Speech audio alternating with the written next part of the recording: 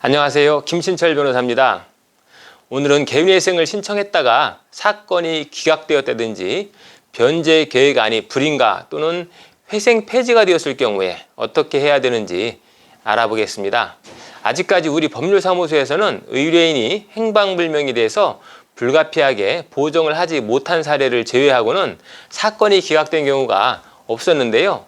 그래도 만약 사건이 기각된다면 어떻게 대응해야 될까요? 자, 먼저 이 신청이 기각된 이유가 무엇인지 알아야 될 겁니다. 신청이 기각됐다면 반드시 그 이유가 있을 텐데요. 사건이 기각된 원인에 따라서 대응 방향도 달라지겠죠. 사건이 기각되면 법원의 결정을 취소해달라는 항고를 할 수도 있지만 기각 사유를 해소한 뒤에 재신청하는 것이 더 유리한 경우도 있습니다. 자, 예를 들어서 도박 채무가 많아서 개인회생을 신청한 의뢰인 사건이 기각됐다면 개인회생의 신청이 성실하지 않다 하는 이유로 사건을 기각시켰을 텐데요. 그렇다면 항고를 하기보다는 기존의 변제 계획안보다 갚는 금액을 좀 더 상향해서 변제율을 높인 다음에 재신청하는 것이 더 유리할 수도 있다는 의미입니다. 물론 소 잃고 외양간 고치는 것은 시간적으로나 금전적으로 손해가 너무 크기 때문에 처음부터 사건이 기각되지 않도록 변제 계획안을 잘 짜는 것이 가장 좋겠죠.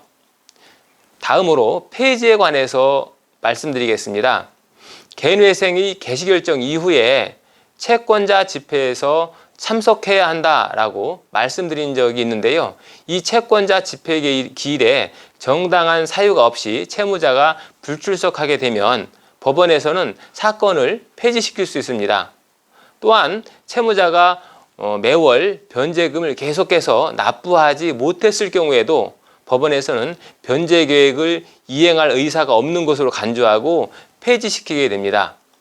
자, 이렇게 폐지가 되면 미납된 변제금을 한 번에 납부하고 즉시 항고를 할 수도 있지만 보통은 10회분에 달하는 미납 변제금을 한 번에 납부해야 되기 때문에 당장 목돈이 없어서 부득이 재신청을 하시는 경우가 있습니다.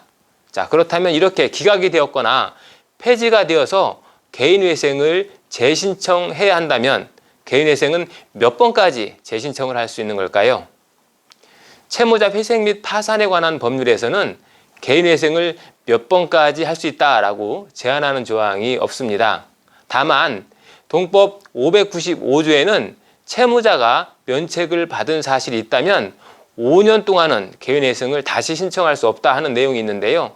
과거에 개인회생이나 파산을 신청해서 면책받은 적이 있다면 면책받은 날로부터 5년이 경과해야만 재신청할 수 있습니다.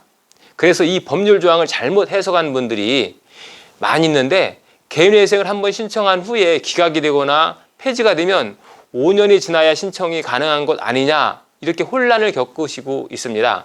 결론적으로 말씀드리면 과거에 면책을 받은 사실이 없다면 곧바로 재신청이 가능하고요. 또 면책받은 사실이 있어도 그날로부터 5년이 경과했다면 역시 언제든 재신청할 수 있습니다.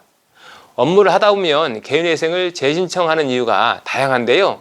실무상 보면 법원 심리 과정에서 발령된 보정명령의 기일을 제때 지키지 못해서 사건이 기각되는 그런 경우가 많습니다.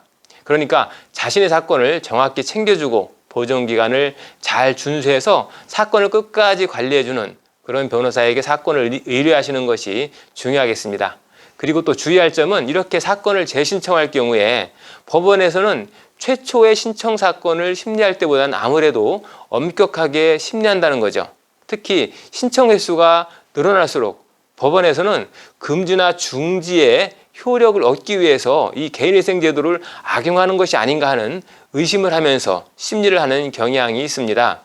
때문에 신청 사건의 경우는 꼭 믿을 수 있고 사건 경험이 풍부한 법률사무소에 사건을 의뢰하시는 것이 좋겠습니다. 폐지 사유를 잘 설명하시고 종전에 폐지 사유가 신규 사건에서는 해소되었다는 것을 잘 설명해 준다면 좋은 결과가 나올 수 있습니다.